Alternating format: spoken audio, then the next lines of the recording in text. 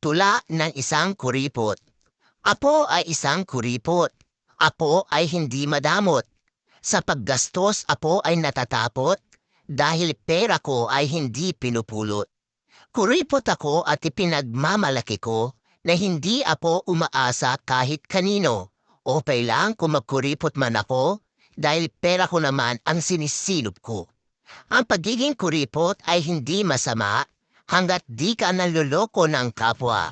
Kaya wala akong dapat ikahiya kung naiinggit sa akin ang madla. Kuripot man ako sa inyong paningin, kinabukasan ko ang aking iisipin. Mga paninira ng iba ay di ko diringgin dahil ang makikinabang nito ay ako rin. Hindi kasalanan na maging kuripot ako, ang masama ay ang pagiging maluho. Huwag magpasikat kung hindi naman totoo, lalo nang kung sa